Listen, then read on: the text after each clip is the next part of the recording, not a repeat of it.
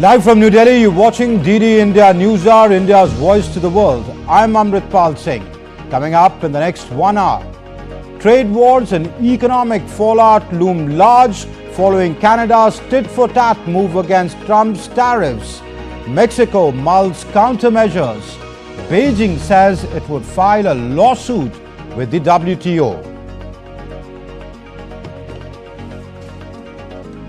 Israeli Prime Minister Benjamin Netanyahu heads to the United States to meet Donald Trump before the next round of ceasefire talks.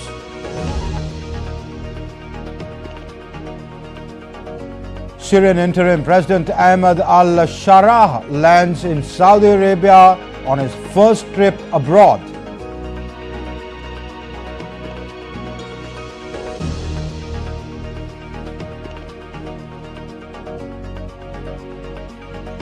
Somalia's regional government says US strikes in Golis Mountains have neutralized key ISIS figures. Indian cricket team crowned champions of the ICC Under-19 Women's 2020 World Cup. Defeat South Africa in Kuala Lumpur. Prime Minister Narendra Modi congratulates the team.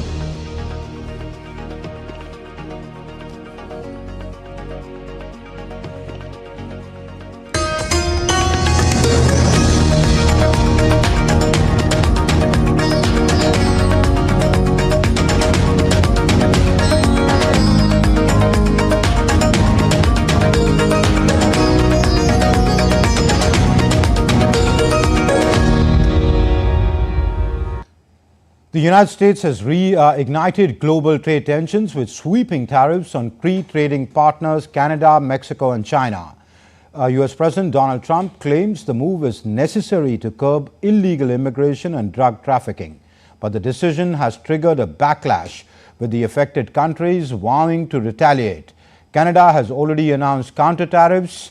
DD India's Nupur Praveen and Mihir Makhuri have more on this. A new trade war is brewing as President Donald Trump announced sweeping tariffs on major US trading partners, Canada, Mexico and China. The president will be implementing a 25% tariffs on Mexico, 25% tariffs on Canada, and a 10% tariff on China for the illegal fentanyl that they have sourced and allowed to distribute into our country, which has killed tens of millions of Americans. These are promises made and promises kept by the president. Trump has also suspended exemptions that previously allowed low-value imports from these nations to enter the US duty-free. Tariffs don't cause inflation, they cause success. They cause big success. So we're going to have great success. There could be some temporary short-term disruption, and people will understand that. For China, which is already dealing with the US trade restrictions, an additional 10% tariff will be applied, further escalating tensions. China's Commerce Ministry condemned the decision, announcing plans for countermeasures and filing a complaint with the World Trade Organization. Mexican President Claudia Sheinbaum also vowed retaliatory tariffs, while Canadian Prime Minister Justin Trudeau said his country would hit back with 25% tariff on select American goods worth $155 billion, with the first round on Tuesday, followed by a second one in 3 weeks.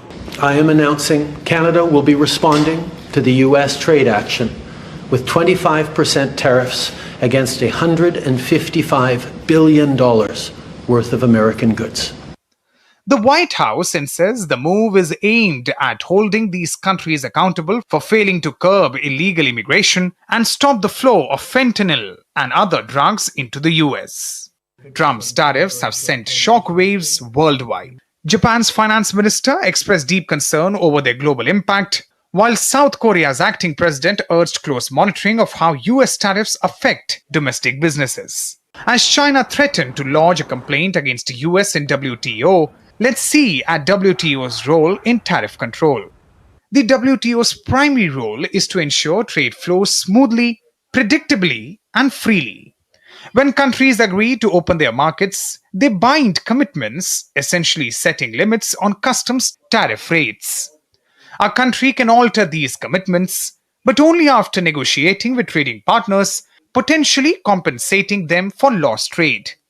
There is no legally binding target for tariff reductions. Instead, WTO members commit to cut and bind tariffs through schedules set during Uruguay round agreements. Countries can challenge tariffs through the WTO, as China did with the European Union's 45% tariff on Chinese-made EVs. But a WTO appeal holds little immediate power. Since 2019, Washington has effectively shut down the WTO's dispute resolution system by blocking the appointment of judges to handle such cases.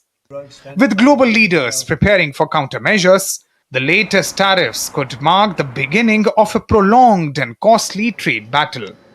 With inputs from Nupur Praveen Pandey, Mihir Makri, reporting for DD India. The European Union on Sunday blasted US President Donald Trump's sweeping tariffs on Canada, Mexico and China and said that the 27-nation bloc would hit back firmly if targeted. Spokesperson of the European Commission said that the European Union regrets the US decision to impose tariffs on Canada, Mexico and China. He also said that tariffs create unnecessary economic disruption and drive inflation. The spokesman said that EU would respond firmly to any trading partner that unfairly or arbitrarily imposes tariffs on EU goods. He further added that at this time, we are not aware of any additional tariffs being imposed on EU products. And the global markets are set for a fresh jolt on Monday after Trump launched the trade war with these tariffs. Analysts expect some kind of sell-off in stocks and other high-risk assets when markets reopen on Monday. The combination of the high valuations, the impact of the tariffs on inflation and the effects of on the Federal Reserve policy would contribute to declines. As per analysts, the S&P 500, which is near all-time highs, could move 3 to 5% in either direction in the short term. Moving on, the Somali government has confirmed that US military strikes in the Golis Mountains on Saturday killed key Islamic State figures. The strikes targeted ISIS hideouts in northern region where Puntland Defense Forces have been fighting the group since December. While ISIS's presence in Somalia is smaller compared to Al-Shabaab, experts have warned of its growing activity.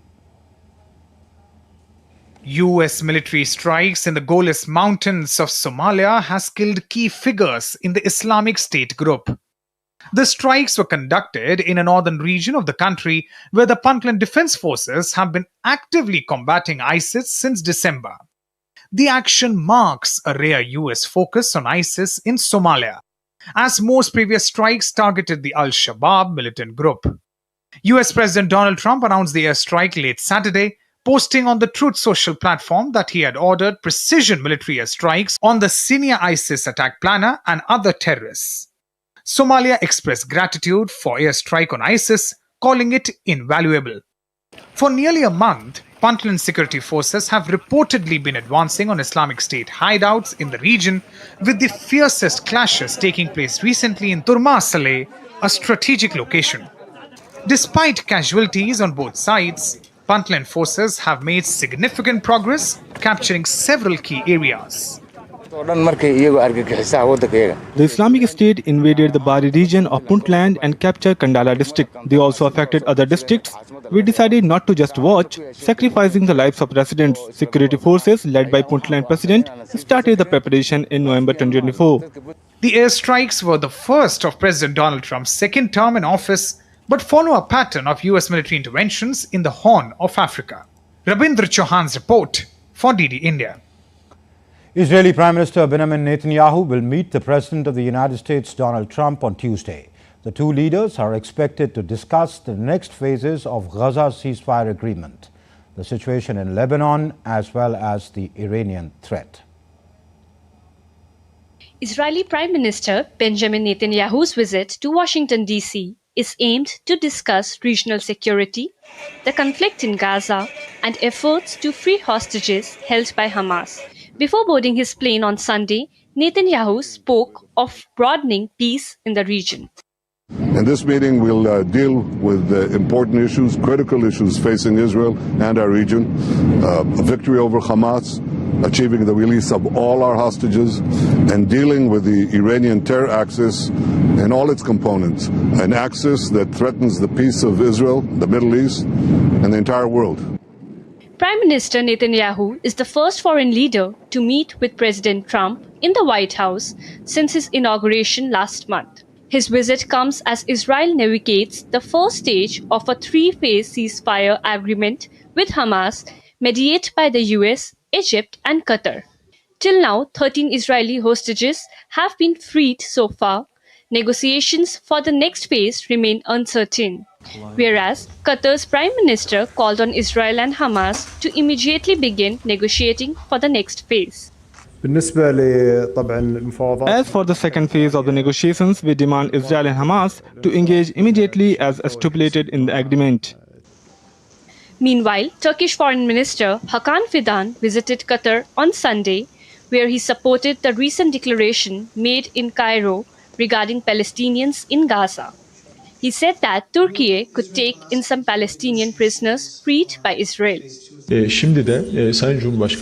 Now, our president has expressed that we, along with other countries, of course, as Turkey, are ready to host some Palestinians, those who have been released, in order to support the agreement. Last weekend, President Trump suggested that Israel should clean out Gaza by forcibly resettling Palestinians from there to Egypt and Jordan. This proposal sparked international and regional outcry, and which resulted in outright refusal from Cairo and Amman. On Sunday, Netanyahu has appointed retired Major General Eyal Zamir as the new chief of the Israel Defense Forces, replacing Lieutenant General Herzi Halevi, who resigned last month. Meanwhile, 37 sick and wounded Palestinians have left Gaza for medical treatment in Egypt following the reopening of the Rafah border. The World Health Organization appreciated Egyptian government for their continued support to patients. Bureau Report, DD India. And still to come up on DD India NewsHour, protesters in Atlanta in the United States rally for immigrant rights. G7 foreign ministers condemned the Rwanda-backed M23 offensive in East Congo.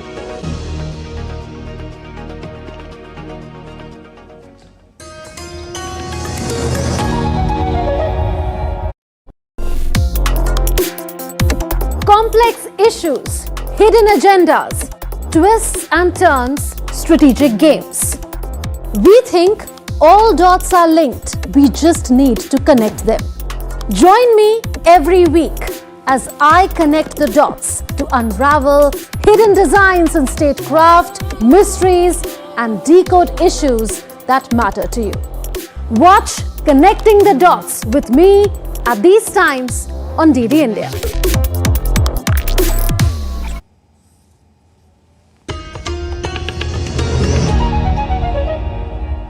You're watching DD India NewsHour. I'm Amritpal Singh. Protesters took to the streets in the United States or State of America's Atlanta, rallying for immigrant rights and opposing mass deportations after U.S. Immigration and Customs Enforcement, or ICE, launched targeted operations in the metro area. Around 1,000 demonstrators gathered along the Buford Highway, Atlanta's immigrant hub, demanding an end to the recent ICE raids that began last week. The protest comes amid a nationwide surge in immigration arrests under the new Trump administration.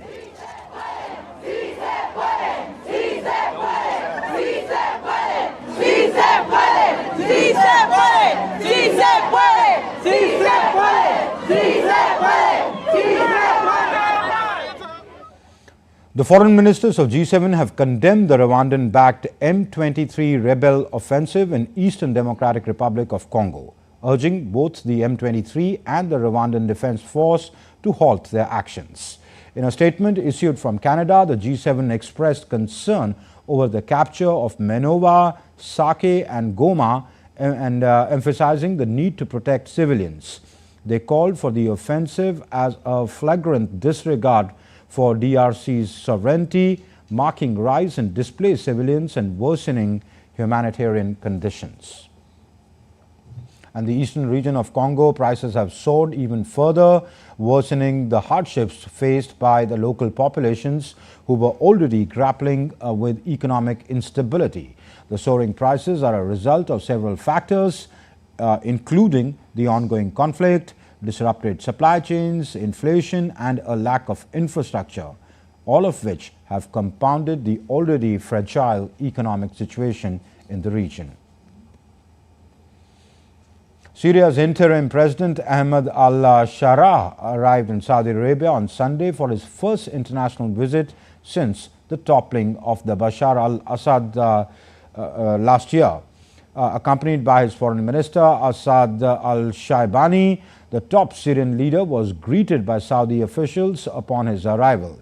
He is expected to meet the Crown Prince of Saudi, Mohammed bin Salman, during his visit. Sharaa, whose group overthrew Assad in December, was named interim president of Syria on the 29th of January. Moments after Trump's inauguration, the president threatened to seize the control of the Panama Canal. Now, his top diplomat Marco Rubio, who is in Panama, met with the Panamanian president. The waterway is one of the world's most crucial trade routes, allowing ships traveling between the U.S. East and West coasts to cut their journey significantly. DD India's Sarita Chaudhary explains.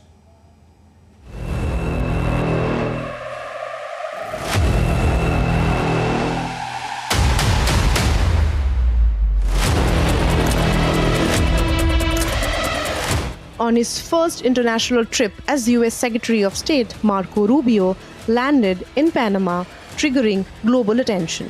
Rubio met with Panama President Jose Raul Mulino. His visit to Panama comes amid rising tensions following U.S. President Donald Trump's recent threat to reclaim control of the Panama Canal. Trump's threat did not go well for Panama President Mulino, who asserted there is no possibility of opening any kind of conversation around transferring canal ownership. En torno al tema del canal es imposible. Regarding the canal, it's impossible. I cannot negotiate or even open a negotiating process about the canal. It's sealed. The canal belongs to Panama. Es de Panama.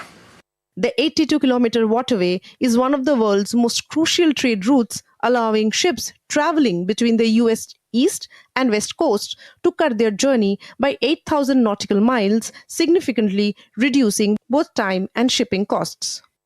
The Panama Canal has a long and complex history. From its construction by the U.S. in 1914 to the signing of the Torrijos-Carter treaties and now Trump's controversial remarks, the canal remains at the center of global geopolitics. Panama Canal and its history. In 1850s, Panama Railroad was built by the USA. Also, Panama was initially part of Colombia. French attempted to build a canal in the 1880s. This first disrupted Panama's close ties to its port. In 1886, Colombia stripped Panama of its autonomy. In January 22, 1903, the US and Colombia signed the Hay-Heran Treaty, granting the US the right to build the canal. In 1914, US completed construction of the canal. Between 1977 to 1999, the Torrijos-Carter treaties established joint US-Panama authority over the canal, which led to full Panama control in 1999. In 1999, Panama Canal Authority officially took over operations. Between 2007 to 2016, the canal underwent a major expansion project. Presently, in 2025, US President Donald Trump vowed to reclaim the Panama Canal. Under existing treaties, the US has the right to intervene only if the canal's neutrality is threatened, but it does not have the authority to unilaterally reclaim ownership. Sarita Chaudhary's report for DD India. And India's Prime Minister Narendra Modi virtually addressed the Maha Kumbhabhishekam ceremony of Jakarta's Murugan temple on Sunday. The temple is all set to become Indonesia's first ever temple dedicated to Lord Murugan, standing as a beacon of spirituality, culture and unity. While addressing, the Prime Minister highlighted the India-Indonesia's deep cultural ties and shared heritage. हम हजारों वर्ष पुरानी संस्कृति से जुड़े हैं। हम हजारों वर्ष पुराने इतिहास से जुड़े हैं। हमारा संबंध विरासत का है, विज्ञान का है, विश्वास का है। हमारा संबंध साझी आस्था का है, अध्यात्म का है। हमारा संबंध भगवान मुरुगन और भगवान श्री राम का भी है और हमारा संबंध भगवान बुद्ध का भी है। इसलिए साथियों, भारत से इंडोनेशिया जाने वाला कोई व्यक्ति जब प्रभानन मंदिर में हाथ जोड़ता है तो उसे काशी और केदार जैसी ही आध्यात्मिक अनुभूति होती है। Further, Prime Minister Modi also mentioned the diverse culture of both India and Indonesia and said that the unity and diversity are common values of both countries. मुझे बताया गया है कि इस मंदिर में भगवान मुरुगन के अलावा विभिन्न देवी देवताओं की मूर्तियों की भी स्थापना की गई है। ये विविधता, ये बहुलता हमारी संस्कृति का सबसे बड़ा आधार है। इंडोनेशिया में विविधता की इस परंपरा को बिन्ने का तुंगल इका कहते हैं। भारत में हम इसे विविधता में एकता कहते हैं।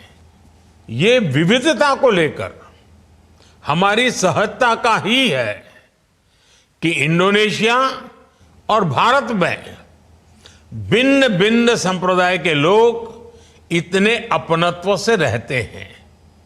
इसलिए आज का ये पावन दिन हमें यूनिटी इन डाइवर्सिटी की भी प्रेरणा दे रहा है।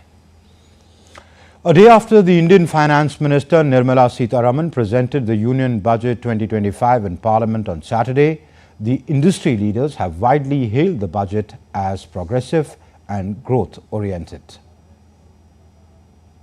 Agriculture, MSME, investment and exports are engines in the journey to Viksit Bharat, using reforms as fuel guided by the spirit of inclusivity. This is what India's Finance Minister Nirmala Sitharaman stated while presenting Union Budget on February 1. The budget got a tremendous response from industry leaders and others. I am very confident the target which is set for this country in 2047 Viksit Bharat and 2070 net zero will be achieved by this country, and public sector will play a major role, and the growth rate which is envisaged for achieving the targets of 2047 for becoming the developed economy, they will achieve it. United States-India Strategic Partnership Forum felt the budget is a strong blueprint for propelling economic growth towards the government's vision of a $5 trillion economy.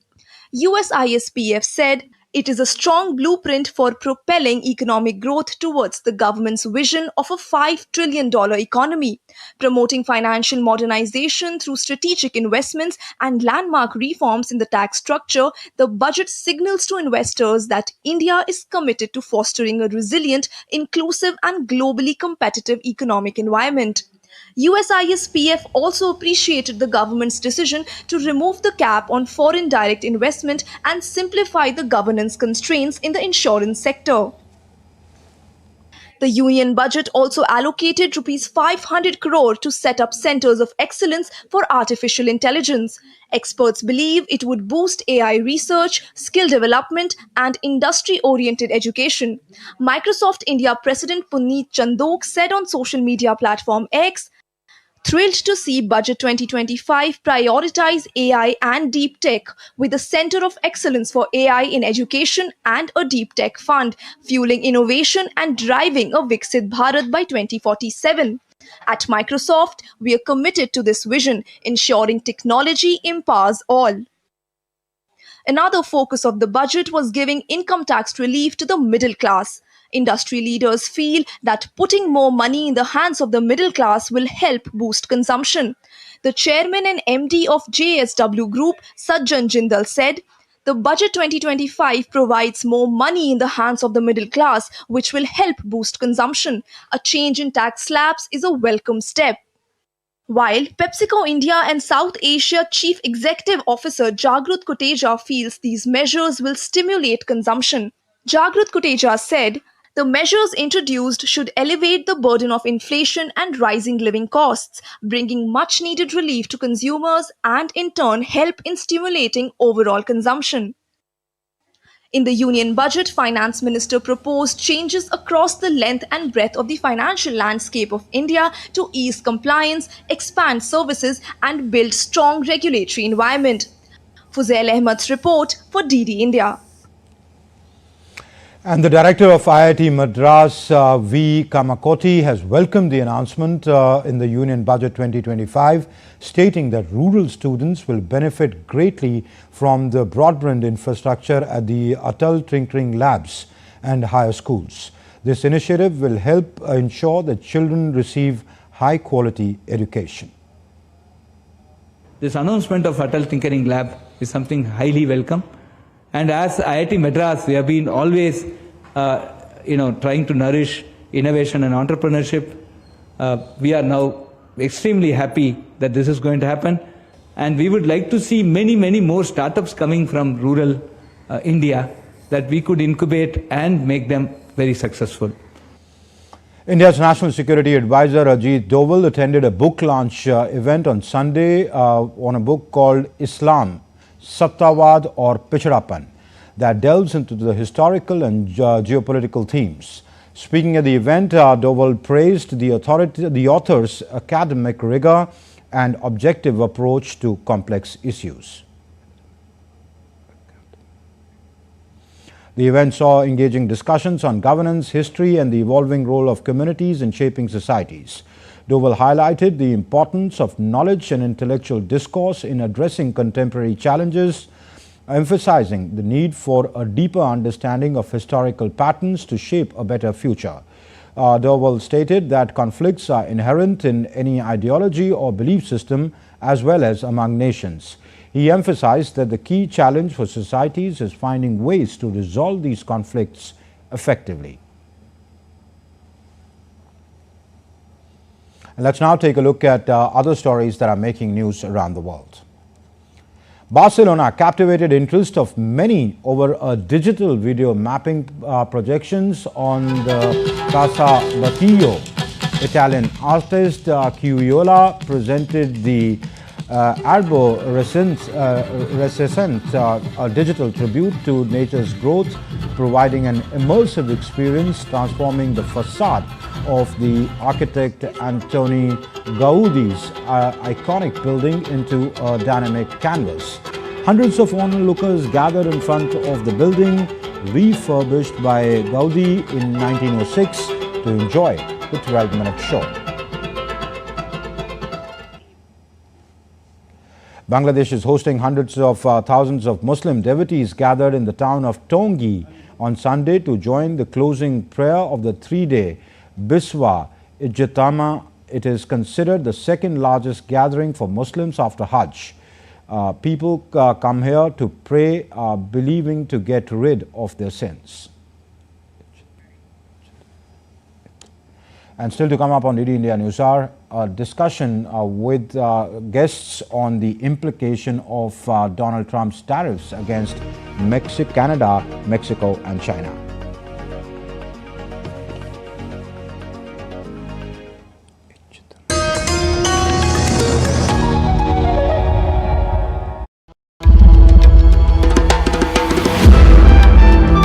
Timeless, boundless and infinite.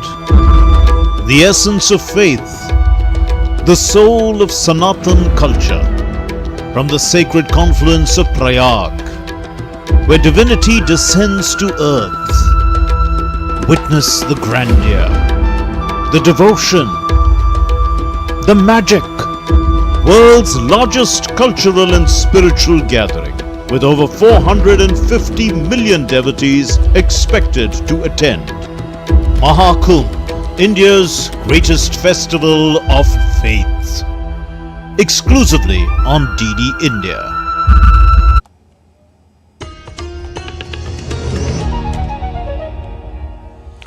You're watching DD India NewsHour. I'm Amritpal Singh.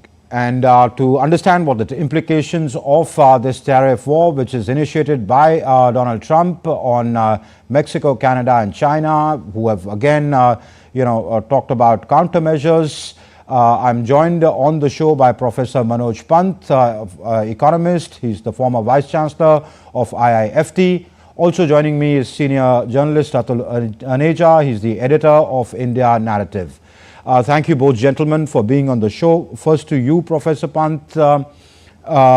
What could be the implications of this new tariffs war that seems to be looming large? Well, first of all, thank you for inviting me to your program. I think this is more talk than anything else at the moment. Our memory is very short. Actually, in 2016, in his first time, he did exactly the same thing. He had a deal with the Mexicans that if you don't stop immigrants, I will do this. He had a deal with the Canadians. He had a deal with the US, with China. And with China, out of the 200 billion that he said China will have to import from USA, the actual imports came to less than 50%, and he actually withdrew most or suspended most of his tariffs. I believe he's bargaining. Tariff is not his interest, and I do believe he's using it as a bargaining thing for other things. Now, it's unusual, but he's an unusual president, right? He's an unusual man, doesn't do usual things.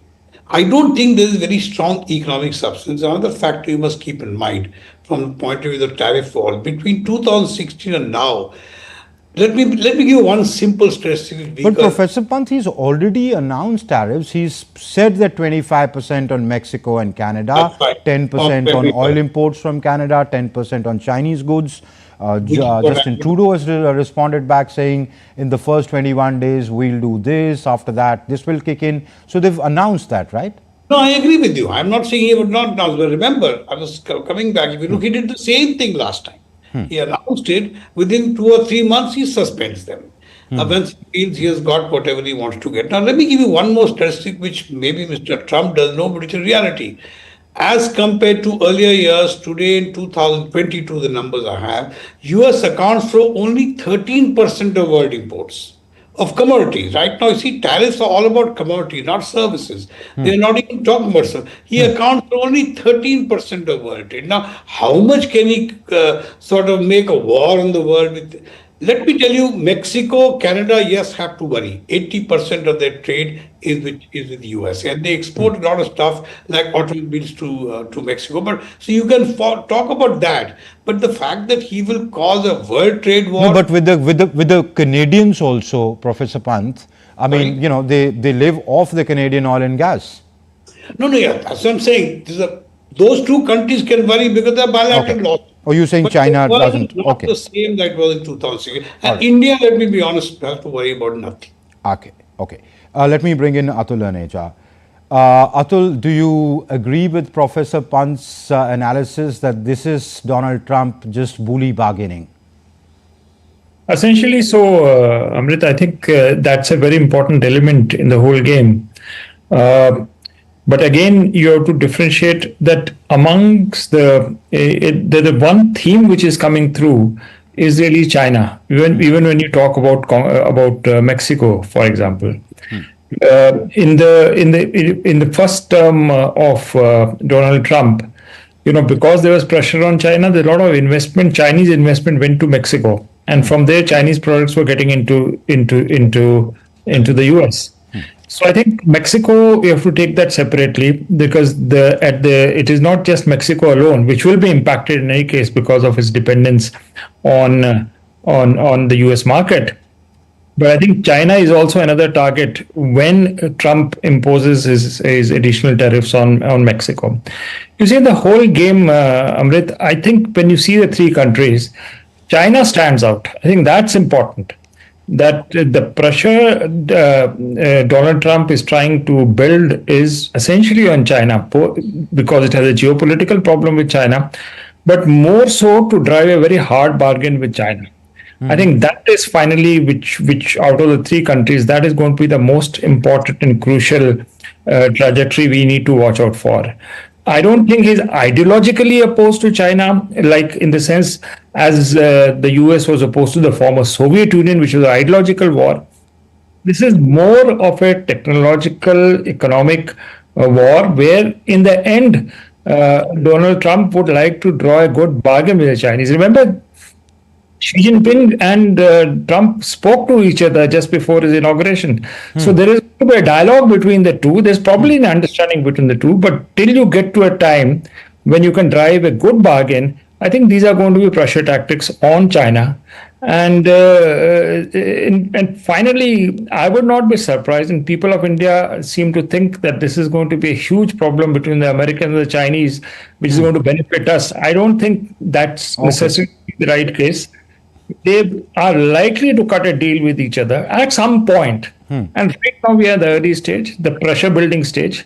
But really my focus would be more on China and not so much in Canada and Mexico. No, I find it very interesting that you say that he's not ideologically opposed to China.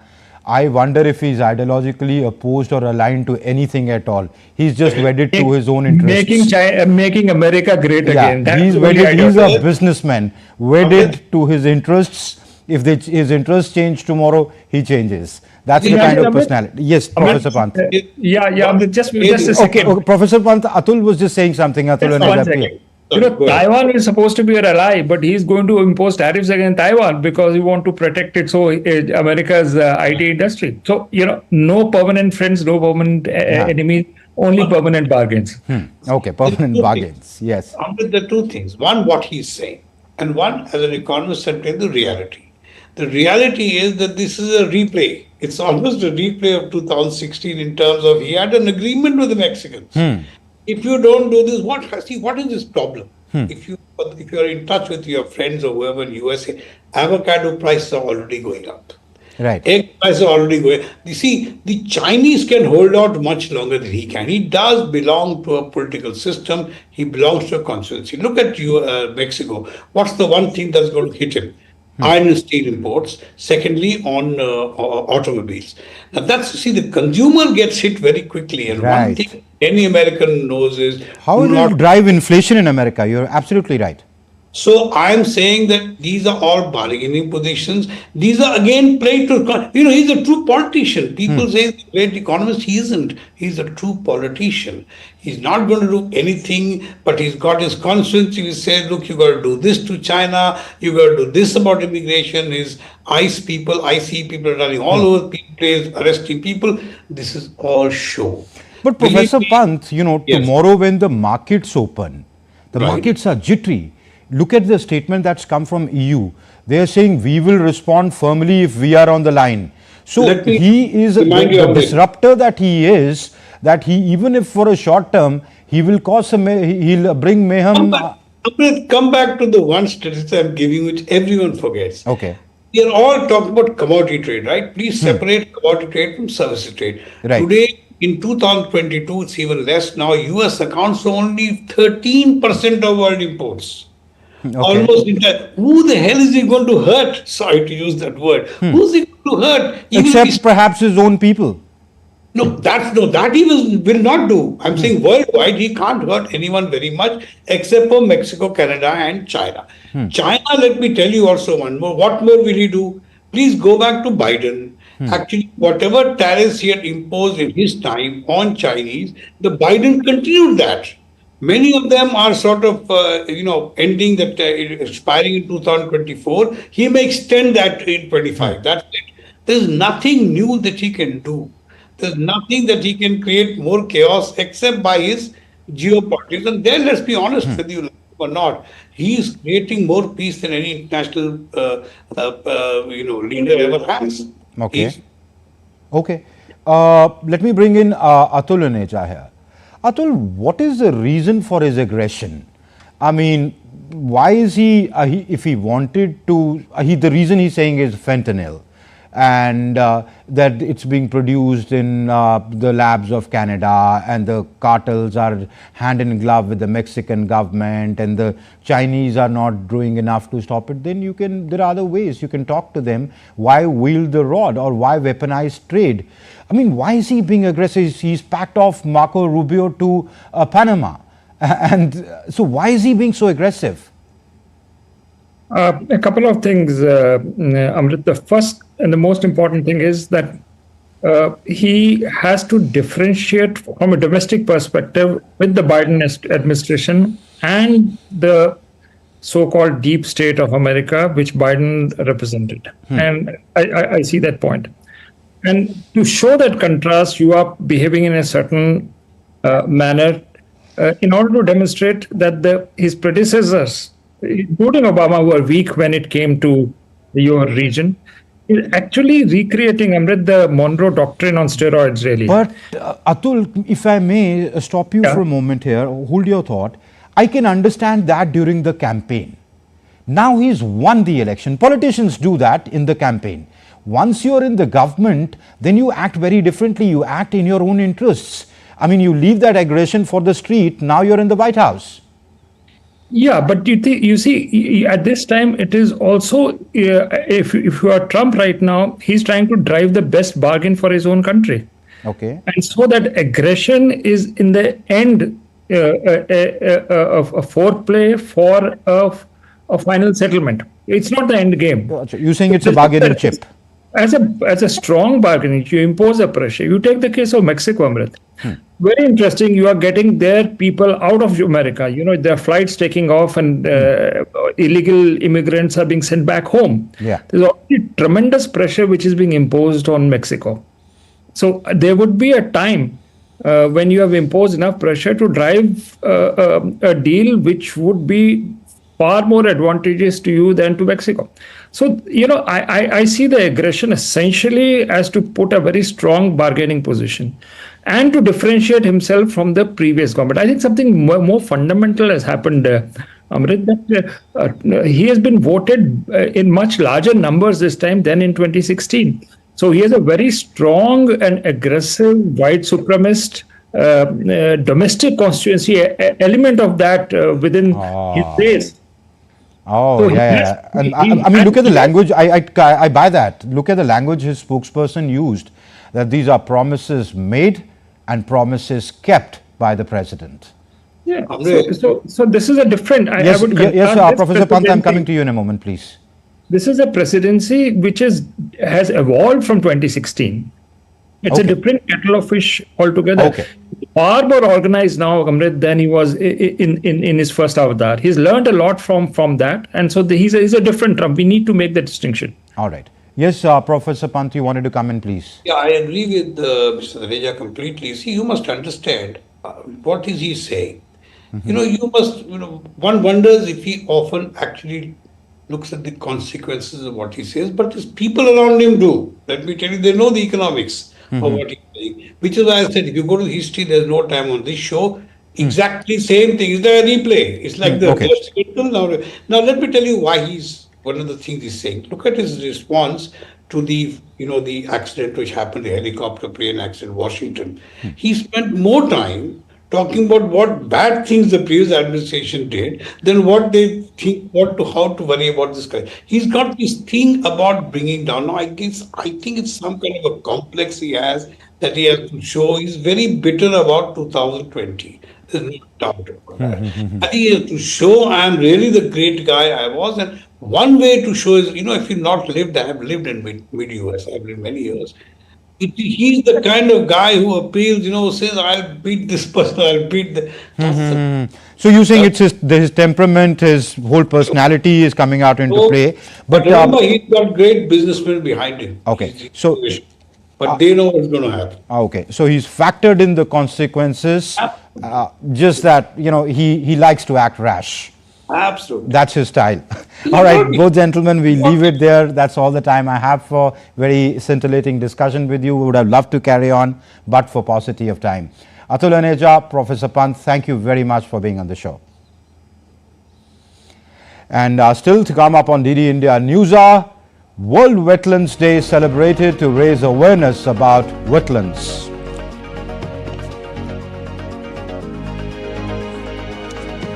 India's Sports Minister leads the Fit India Sundays on Cycle event in New Delhi.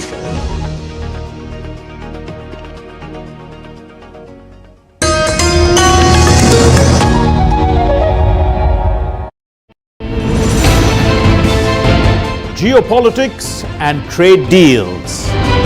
Economic challenges amid development. Hard work and the path to prosperity. It's the economy always. Between walkers, money is what money does and says.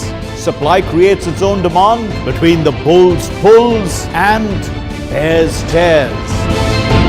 When supply chains globalization and India rises to the podium. We'll get you centered with the economic brief at 8 p.m. every Thursday on DD India.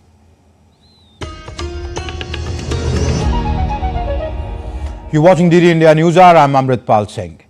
India's Ministry of Culture and Public Service broadcaster Akashvani jointly launched a new radio program series, Har Kant Mein Bharat, on Sunday. This new radio program series, Har Kant Mein Bharat, is specially curated to showcase the myriad shades of Indian classical music on the airwaves.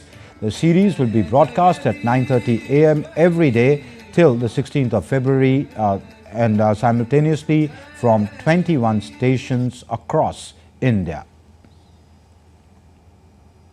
World Wetlands Day is celebrated every year on the 2nd of February.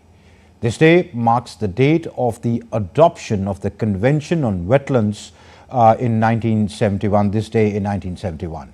To mark the occasion, India's Kaziranga National Park and Tiger Reserve celebrated the World Wetlands Day at the Lao Khova and Burha Chapori in Assam.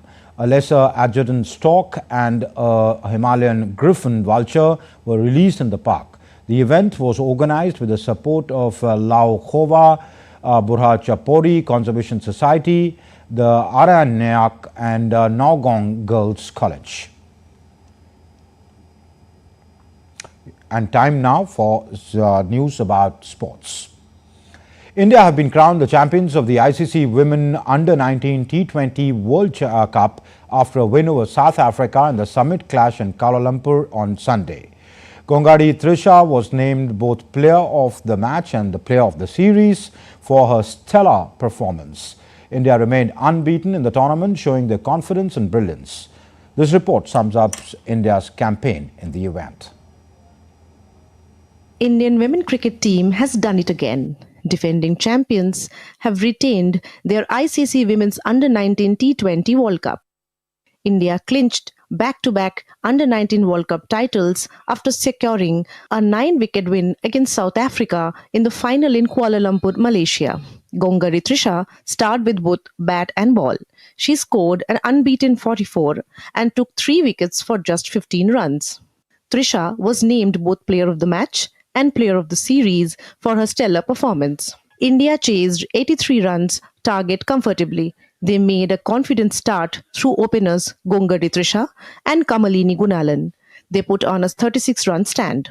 Earlier in the day, South Africa won the toss and opted to bat first, but soon found themselves on the back foot after losing 3 wickets in the first 5 overs.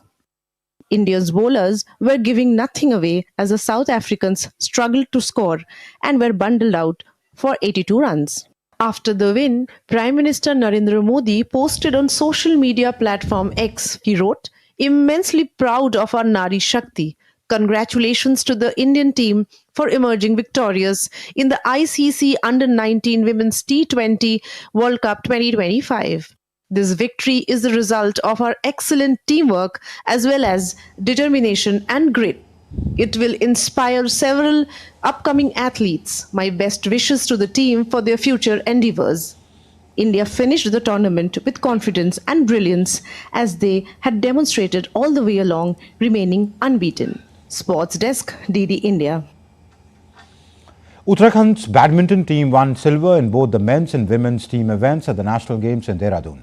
Speaking exclusively to DD India's Narayan Singh, Aditi Bhatt, a member of the women's badminton team, said the presence of star shuttlers like Lakshya Sen motivates other athletes.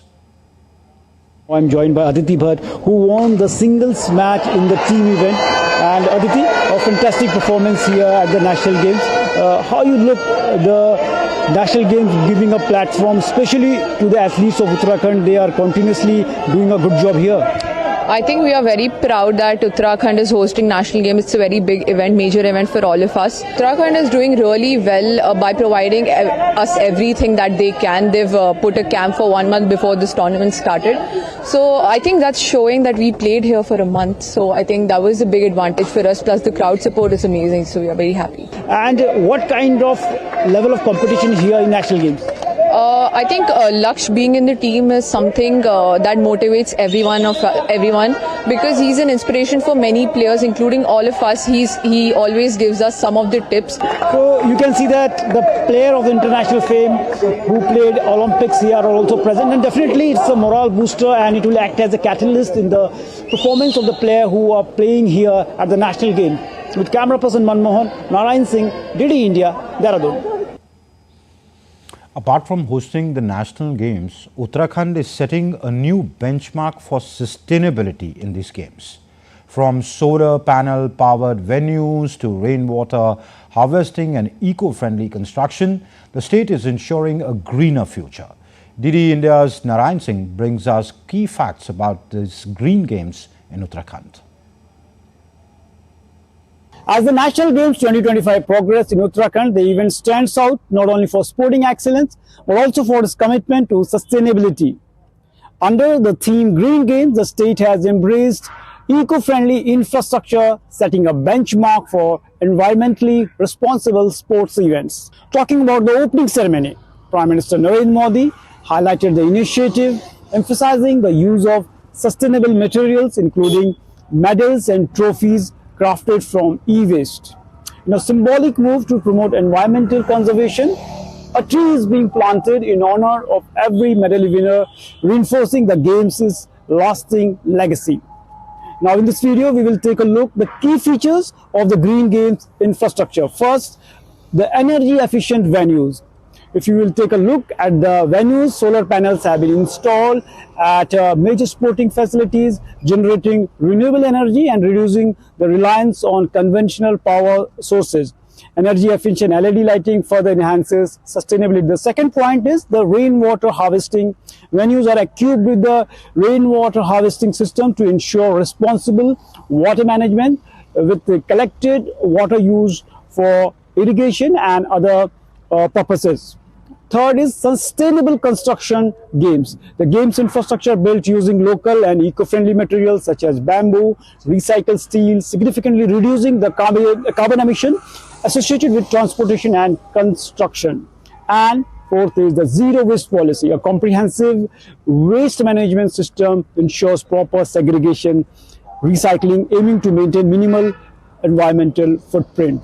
And all in all, beyond the competition, the National Games 2025 encourage community involvement by introducing local labors and material during the construction. The self-sustaining infrastructure is designed to serve a long-term asset for the state, promoting both sports development and ecological responsibility. This is Narayan Singh signing off for the time being. I will be back again with more updates and inspiring stories. Stay tuned. American professional golfer Ollie Schneider-Jans won the inaugural edition of the International Series of Series India Golf Tournament at the DLF Golf and Country Club in Gurugram on Sunday. He was 3 shots behind the overnight leader Joachim Neumann when he resumed the 3rd round and went on to hit 5 birdies on the back 9 to take a 3-shot lead into the final round. Schneider-Jans produced another 3 under par 69 to complete his first win on the Asian Tour and only his second career victory since turning pro in 2015. I had to learn a lot through that process, and there were setbacks. It took me years to get to this point, and this year has been good. I've been able to be on the course all year for a year now, and I've been able to put everything together, and I knew something like this was coming. India's Sports Minister Mansukh Mandavia led the Fit India Sundays on Cycle event in New Delhi on Sunday. It aims to carry forward Prime Minister Narendra Modi's clarion call against obesity. More than 250 riders, including doctors, nutritionists, students and social activists, participated to make the people aware of ills of obesity. DD India correspondent Suchitra reports.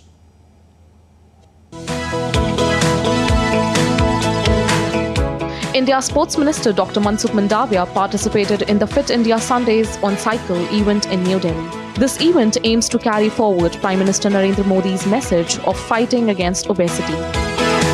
Modi ji ने national games के inauguration के अवसर पर obesity को कम करने के लिए, यानी कि ओबेसिटी के सामने लड़ाई करने के लिए देश को आह्वान करा है। मुझे आज खुशी है हमारे देश के डॉक्टर्स आज ओबेसिटी के सामने लड़ाई करने के लिए एक संदेश देने के लिए साइकिल ऑन संडे के साथ जुड़े हैं। मैं सभी को बधाई देता हूं और देश को आह्वान करता हूं कि हम ओबेसिटी के सामने अच्छी तरह से लड़ाई लड़े। Shooter Rubina Francis, who won a medal at the Paris Paralympics, also participated. Rubina described fitness as an important part of life. जो यंग जनरेशन है जो 8-8, 9-9 घंटे ऑफिस में बैठते हैं, बैक बोन्स स्टिफ हो जाती है, नेक की प्रॉब्लम्स होती है, पेट बाहर निकल आता है, एक्स्ट्रा चीज़ें जो होती है उसको अवॉइड करने के लिए अगर आप 1.5 आवर्स या 1 आवर भी निकालते हैं और एक हेल्दी डाइट लेते हैं तो I will surely say that आपको मोटापा कभी नहीं होगा। Many participants at the event were seen giving important messages in their own special way. सभी लोग एटलीस्ट रोज हाफ एन आवर साइकिलिंग करके फाइट फॉर ओबेसिटी। आप फिट है तो इंडिया फिट है, देश फिट है। This 2-kilometer-long cycle ride started from Major Dhyan Chand Stadium and ended at the same place. More than 250 riders participated in this cycling event, including doctors, nutritionists, students, and social activists. Suchitra's report for DD India. Of DD India NewsHour, but do let us know your thoughts on the news of the day. For those on the go, you can get all the latest news from India and from around the world on DD India's mobile app. The app is available both on Android and iOS platforms. Scan the QR codes you see on your screen to download. We'll be back with more news as it breaks here on DD India. I'm Amrit Pal Singh from my entire team here in Delhi. Thank you for watching DD India NewsHour.